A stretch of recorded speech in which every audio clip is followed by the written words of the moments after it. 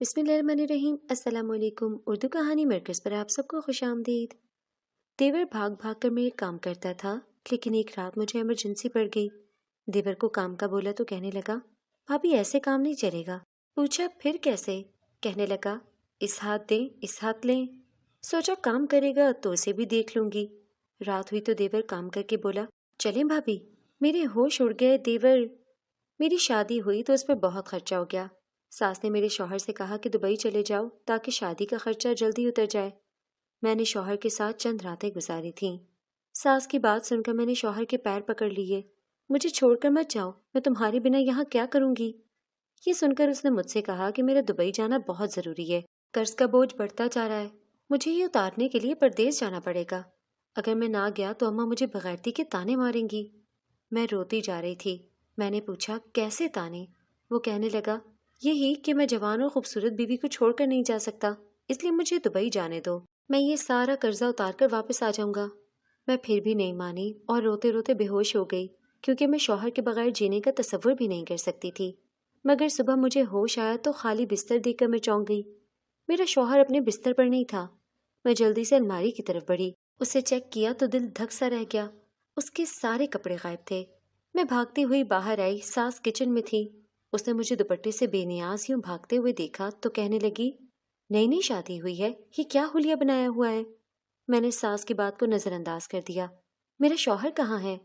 ये सुनकर सास मेरे करीब आई और कहने लगी, उसे मैंने 5 साल के लिए दुबई भेज दिया है। ये सुनकर मैं हक्का बक्का रह गई। आपने अपने बेटे को दुबई भेजना था तो उससे मेरी शादी क्यों की? मेरी बात सुनकर सास तंज़िया अंदाज में मुझे घूरने लगी। ये सब तेरे लालची खानदान की वजह से हुआ है। तुम्हारे मैके वालों ने हम गरीबों से 10 तोला सोना मांग लिया था, इसलिए मुझे कर्ज लेना पड़ा। अब जब तक वो कर्ज नहीं उतर जाता तेरा शौहर दुबई में रहेगा। ये सुनकर मैं खामोश होकर कमरे में आ गई। मैंने अपना सामान पैक किया और वापस किचन के दरवाजे पर आकर खड़ी हो गई। मैंने सास को नजरअंदाज कर दिया और जवान देवर से कहा, मुझे मेरे मैके छोड़ाओ। जब तक मेरा शौहर नहीं आ जाता मैं यहाँ नहीं आऊंगी। मैंने सास की तरफ देखा।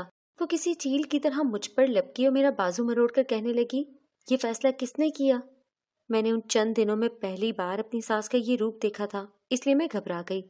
मैंने रोते हुए कहा, ये फैसला मैंने किया है। ये सुनकर मेरी सास ने मुझे एक थप्पड़ मारा। मेरा सर दरवाजे पर जा लगा। इस घर में सिर्फ मैं फैसले करती हूँ और मैं अभी जिंदा हूँ। मैं रोने लगी। मेरे माथे से खून निकलने लगा। खून देखकर मेरा जवान देवर मेरी तरफ बढ़ा। मुझे नीचे से उठाया, खुद से लगा लिया। उसकी हमदर्दी पाकर मैं उसके कंधे से लगकर रोने लगी। माँ जाने दो, ये मेरी भाभी है। ये सुनकर सास ने मेरी तरफ गजबनाक नजरों से देखा और कहने लगी, तुम बड़ी चालाक लड़की हो। मेरे दोनों बेटों को अपनी मुट्ठी में कर लिया, मगर मैं तुम्हें यहाँ से कहीं नहीं जाने दूंगी। अगर तुमने दोबारा मैके जाने का नाम लिया तो मैं तुझे तेरे कमरे में बंद कर दूंगी। ये सुनकर मैं कांपने लगी। सास ने मेरा हाथ पकड़ा और मुझे कमरे में ले गई और कहने लगी, तेरा शौहर दुबई गया है, मरा नहीं है, इसलिए रोजाना तैयार होकर दुल्हन बनोगी और जब तक वो वापस नहीं आता इस घर से नहीं निकलोगी। ये सुनकर मैं सिसकने लगी। ये कैसी जबरदस्ती है?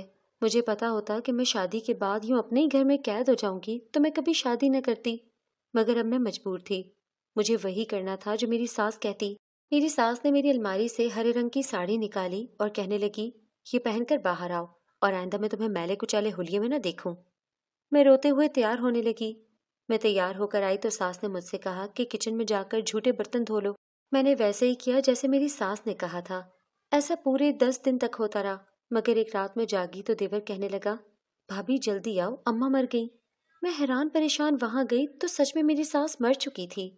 देवर डॉक्टर को लाया तो उसने कहा कि मेरी सास को हार्ट अटैक हुआ था।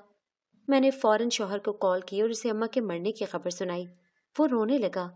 आज इतने दिनों बाद मैंने अपने शौहर की आवाज सुनी थी, वरना जब से मेरा शौहर दुबई गया था मेरी सास ही मेरे शौहर की कॉल उठाती थी और मुझे बात तक न करने देती थी ताकि मैं अपने शौहर से उसकी कोई शिकायत न कर दूं। मगर आज मेरी सास मर चुकी थी, इसलिए मैं शौहर से कहने लगी, तुम जल्दी से घर आ जाओ।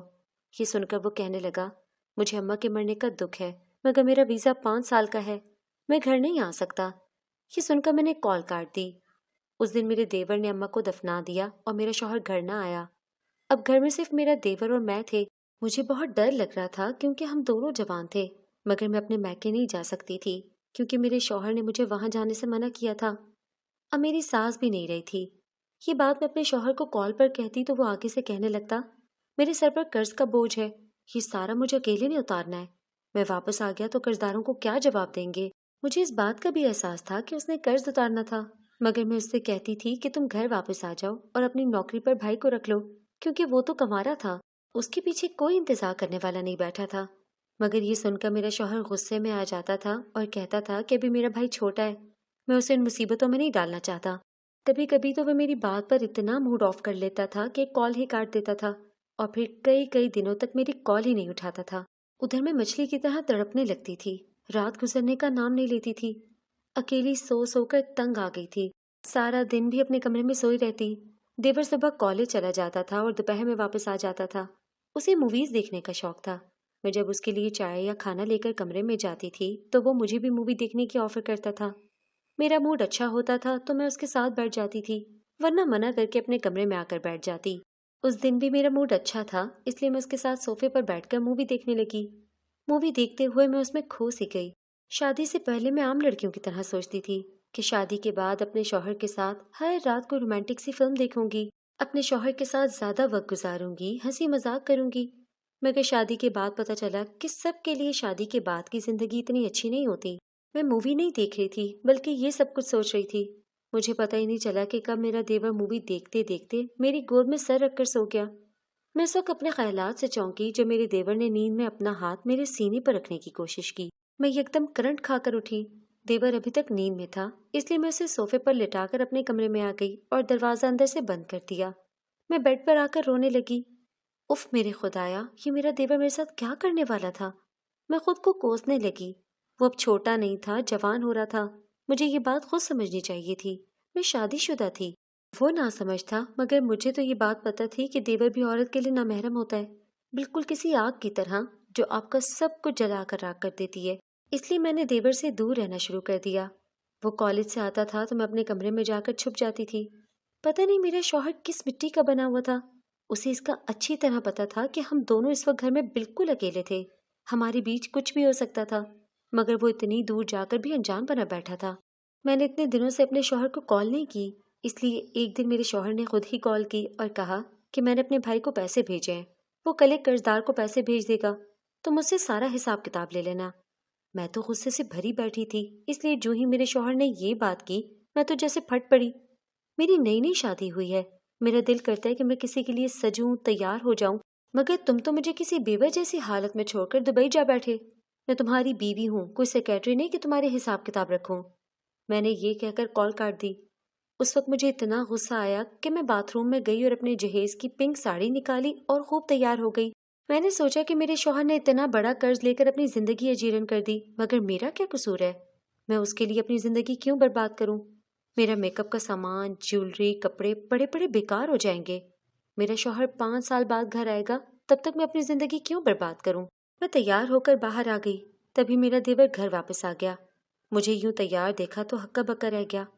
کہنے لگا، بھابی کہاں جا رہی ہو؟ اس کی نظریں مجھ پر جمی تھیں۔ میں گھبرا گئی۔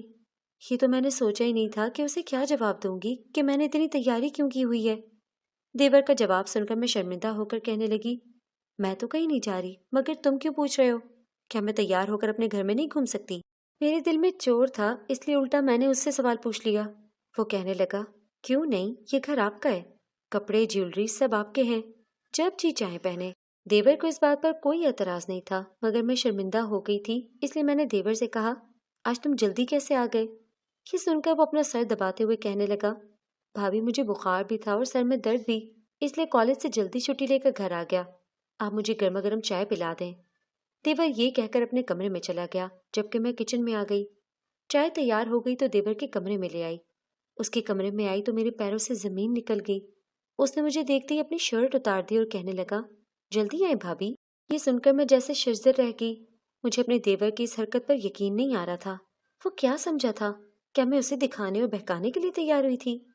اف میرے خدایا، یہ میں نے کیا کر دیا؟ میں نے یہ کیوں نہیں سوچا کہ گھر میں جوان دیور ہے، وہ مجھے یوں دلہن بنے دیکھے گا تو کیا سوچے گا؟ میں نے چائے میز پر رکھ دی اور کمرے سے جانے لگی۔ تبھی دیور نے پھر سے کہا، بھابھی جلدی آؤ، مجھے کسی چیز نے کاٹ لیا ہے۔ یہ سن کر میں چونک گئی۔ آگے بڑھی تو دیکھا کہ دیور کی پیٹھ پر اتنا بڑا بچھو موجود تھا۔ ارے یہ تو بچھو ہے، اس نے شاید تمہیں کاٹ لیا ہے، میں اسے نیچے گرا کر مار دیتی ہوں۔ میں نے ادھر ادھر دیکھا تو مجھے ایک ڈنڈا نظر آیا جس کی مدد سے میں نے وہ بچھو مار دیا، مگر تب تک وہ میرے دیور کے کندھے پر کاٹ چکا تھا۔ میرا دیور درد سے تڑپنے لگا۔ ہائے بھابھی میں مر گیا، ہائے بھابھی میں مر گیا کہنے لگا۔ میں آگے بڑھی اور کندھے پر ایک دبا لگا دی، مگر میرے دیور کو اور تکلیف ہونے لگی۔ اس نے مجھے اپنے بستر پر بٹھا دیا اور میری گود میں سر رکھ دیا۔ بھابھی بہت درد ہو رہا ہے، کچھ کرو۔ میں گھبرا کر اس کے کندھے پر مالش کرنے لگی تاکہ درد کم ہو جائے۔ میں نے دیور سے کہا کہ وہ کسی ڈاکٹر کے پاس چلا جائے، مگر اس نے کہا کہ میں ایک اکیلا اس تکلیف کے ساتھ نہیں جا پاؤں گا، اس لیے میں آدھی رات تک اس کی مالش کرتی رہی۔ وہ درد سے کراتا رہا تو میں اس کا سر دبانے لگتی تھی، کیوں کبھی اس کا درد کم ہو جاتا تھا اور کبھی زیادہ۔ اسے پہلے ہی بخار تھا، اب درد کی وجہ سے وہ بے ہوش سا پڑا تھا۔ میں اپنے کمرے میں جانا چاہتی تھی، مگر یہ سوچ کر نہیں گئی کہ میرے جاتے اس کی طبیعت پھر سے خراب ہو گئی تو اس کے بھائی کو کیا جواب دوں گی۔ اس لیے دیور کے بستر پر آڑی ترچھی لیٹ گئی اور پھر ہم دونوں کو نیند آ گئی۔ صبح میری آنکھ کھلی تو میرے ہوش اڑ گئے۔ میں اپنے دیور کی باہوں میں سوئی ہوئی تھی اور میری ساڑی کب کی اتر چکی تھی۔ میں نے گھبرا کر دیور کی طرف دیکھا، شکر ہے وہ ابھی تک نیند میں تھا، اس لیے میں نے خود کو اس سے الگ کیا اور دھڑکتے دل کو سنبھالتے اپنے کمرے میں آ گئی اور گھر والے کپڑے پہن لیے۔ صبح میرا دیور اٹھا تو ٹھیک تھا، مگر میں اسے نظریں نہیں ملا پا رہی تھی۔ نہ جانے رات کے کس پہر میں نے خود کو اپنے دیور کے حوالے کر دیا تھا۔ شاید وہ جاگ رہا تھا یا میری طرح نیند میں تھا، یہ بات مجھے نہیں پتا تھی، مگر اب مجھے یہ سوچ کر شرم آ رہی تھی۔ میرا دیور ناشتہ کر کے کالج چلا گیا، جبکہ اسی وقت میرے شوہر کی کال آ گئی۔ اس نے کال پک کرتے غصے سے کہا، کل رات میں نے تمہیں کتنی بار کال کی مگر تم نے میری کال نہیں اٹھائی۔ پتہ نہیں تم کل رات کس کے ساتھ مزے لے رہی تھی۔ میرے دل میں شاید چور تھا، اس لیے میں نے روتے ہوئے کہا، ہاں ہاں، اب مجھ پر یہ الزام بھی لگا دو کہ میں تمہارے جانے کے بعد غیر مردوں کے پاس جا کر مزے لیتی ہوں۔ میری بات سن کر شوہر کو اور غصہ آ گیا اور وہ کہنے لگا، تو پھر مجھے بتاؤ، اگر کل رات تم اپنے کمرے میں تھی تو تم نے میری کال پک کیوں نہیں کی؟ تبھی مجھے یاد آیا کہ جب میں اپنے دیور کے کمرے میں گئی تھی تب میرا موبائل میرے کمرے میں رہ گیا تھا، کیونکہ میں رات کو دیور کے کمرے میں سو گئی تھی، اس لیے میرا شوہر کال کرتا رہا ہوگا مگر مجھے اس کی کال سنائی نہیں دی۔ مگر اب یہ بات اسے بتا کر اس کا شک اور مضبوط نہیں کر سکتی تھی، اس لیے میں نے اپنے شوہر کو پیار سے سمجھاتے ہوئے کہا، دیکھو یہی بات تو میں تم سے روز کہتی ہوں کہ میاں بیوی کو ایک دوسرے کے ساتھ رہنا چاہیے، دونوں دور ہوں تو شک بڑھنے لگتا ہے، اس لیے ہم دونوں کو ساتھ رہنا چاہیے۔ میں ایسا کرتی ہوں کہ اپنے جہیز کے کچھ زیور بیچ کر دبئی کا ویزا لگوا لیتی ہوں، پھر ہم دونوں ساتھ میں رہیں گے۔ یہ سن کر میرا شوہر جلدی سے بولا، ارے نہیں نہیں، یہ میں نے کب کہا کہ تم میرے پاس آ جاؤ؟ دبئی آنا آسان نہیں ہے، تم میرے پاس مت آنا، میں خود 6 ماہ بعد تم سے ملنے آؤں گا۔ شوہر کی یہ بات سن کر میں خوش ہو گئی، 6 مہینے اتنے بھی دور نہیں تھے، اتنا انتظار تو میں کر سکتی تھی۔ اس خبر نے مجھ میں نئی امید جگا دی۔ میں نے یہ بات کسی کو نہیں بتائی اور پورے گھر کو نئے سرے سے سجانے لگی۔ بازار سے نئی چیزیں لے آتی تھی اور کمرے کو نئے سرے سے سجانے لگتی۔ وقت دھیرے دھیرے گزرنے لگا۔ اب میں اپنے شوہر کے ساتھ پیار محبت سے بات کرتی تھی، کیونکہ میں جانتی تھی کہ وہ کسی دن بھی مجھے سرپرائز دینے آ جائے گا، مگر میرا انتظار انتظار ہی رہا۔ 6 ماہ کیا 1 سال ہو گیا، مگر میرے شوہر نے اپنا وعدہ پورا نہیں کیا۔ اب میں مایوس ہونے لگی، شاید میں اندر سے ٹوٹنے لگی تھی۔ وہ مجھے نیا خواب دکھاتا تھا اور میں بے وقوفوں کی طرح اس کے ساتھ خوش ہو جاتی تھی، مگر اب میں نے جان لیا تھا کہ میرا شوہر 5 سال سے پہلے گھر نہیں آئے گا۔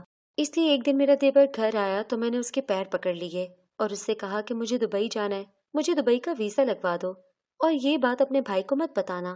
یہ سن کر اس نے مجھے اپنے قدموں سے اٹھایا اور اپنے پاس بٹھا دیا اور کہنے لگا، بھابھی مسئلہ ہی کوئی نہیں، میں آپ کے لیے دبئی کا ویزا لے آؤں گا اور یہ بات بھائی کو نہیں بتاؤں گا، مگر اس کے بدلے آپ نے بھی میرا ایک کام کرنا ہے۔ یہ سن کر میں چونک گئی، کیسا کام؟ دیور کہنے لگا، جس دن آپ کا ویزا لاؤں گا یہ بات اس رات بتاؤں گا۔ میں نے اس کی شرط مان لی، میں نے اپنے زیور بیچ کر پیسے دیور کو دے دیے۔ کچھ ہفتے بعد میرا دیور دبئی کا ویزا اور ٹکٹ لے کر میرے کمرے میں آیا اور بولا، چلیں بھابھی آپ کا کام ہو گیا، اب میرا کام کر دیں۔ یہ کہہ کر اس نے مجھے اپنا کام بتایا تو میں ہکا بکا رہ گئی، کیونکہ اس نے مجھے بتایا کہ میں نے آپ کے ساتھ ساتھ اپنا ویزا اور ٹکٹ بھی لے لیا، اب میں آپ کے ساتھ جاؤں گا کیونکہ میں نہیں چاہتا کہ آپ وہاں اکیلی جائیں۔ اور یوں دوسرے دن میں اور میرے دیور دبئی آ گئے۔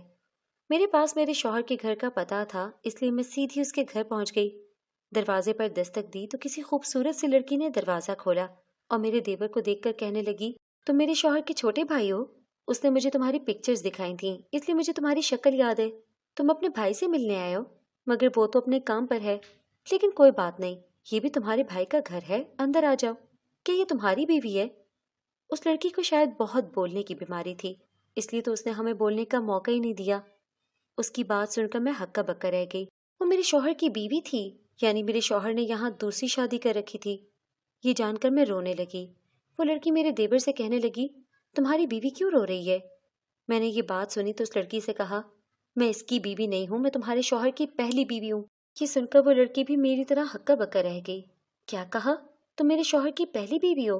اس کا مطلب ہے کہ وہ پہلے سے شادی شدہ تھا، مگر اس نے مجھ سے جھوٹ بولا۔ یہ سن کر مجھے غصہ آ گیا۔ میرے شوہر نے جھوٹ نہیں بولا ہوگا، وہ مجھ سے بہت پیار کرتا تھا، مگر یہاں آ کر وہ مجبور ہو گیا اور تم نے اسے پھنسا لیا۔ یہ سن کر وہ لڑکی کہنے لگی، میں نے اسے نہیں پھنسایا بلکہ اس نے مجھے پھنسایا۔ وہ میرے باپ کے دفتر میں نوکری کرتا تھا، نوکری پکی کرانے کی خاطر مجھ سے پیار کیا اور شادی کر لی، مگر وہ بہت دھوکے باز ہے۔ میں یہ بات ابھی اپنے باپ کو بتاتی ہوں۔ وہ لڑکی کال کرنے چلی گئی، جبکہ میرے دیور نے میرے شوہر کو کال کر کے گھر پر بلا لیا۔ میرے شوہر نے مجھے دیکھا تو مجھ پر غصہ کرنے لگا کہ میں اس کی اجازت کے بغیر یہاں کیوں آئی، مگر میں نے اسے گریبان سے پکڑ لیا اور کہا کہ دوسری بیوی کو بھی میرے سامنے چھوڑ دو۔ میری بات سن کر اس کی دوسری بیوی کو غصہ آ گیا اور اس نے مجھے مارنا شروع کر دیا۔ تم میرے گھر میں کھڑی ہو کر میرے شوہر سے کہہ رہی ہو کہ وہ مجھے چھوڑ دے؟ ہم دونوں لڑنے لگیں۔ تبھی اس لڑکی کا باپ آ گیا اور اس نے کہا کہ تمہیں کسی ایک بیوی کو چھوڑنا ہوگا۔ یہ سن کر میرے شوہر نے فوراً مجھے چھوڑ دیا۔ میں اس کے گھر سے نکل آئی۔ دیور میرے پیچھے بھاگ آیا۔ میں نے اسے دھکا دیا کہ تم اپنی نئی بھابھی کے ساتھ رہو، تم بھی مجھے چھوڑ دو۔ یہ سن کر اس نے میرا ہاتھ پکڑا اور کہنے لگا، اب تم میری بھابھی نہیں ہو، اس لیے میں تمہارے ساتھ رہوں گا، کیا تم مجھ سے شادی کرو گی؟ یہ سن کر میں ہکا بکا رہ گئی۔ ہم اسی دن پاکستان واپس آ گئے، مگر اس بار میں اپنے میکے آ گئی اور ان کو ساری بات بتا دی، جسے سن کر انہوں نے کہا کہ ابھی تم جوان ہو، اس لیے تمہیں دوسری شادی کر لینی چاہیے۔ شاید انہیں لگا کہ میں ان پر بوجھ بننے والی تھی، اس لیے میں نے دیور کو گھر بلا لیا اور اس سے نکاح کر لیا۔ جس طرح چاول کے سبھی دانے برابر نہیں ہوتے، اسی طرح میرا دیور بھی اپنے بھائی جیسا بے وفا نہیں نکلا اور بہت اچھا شوہر ثابت ہوا۔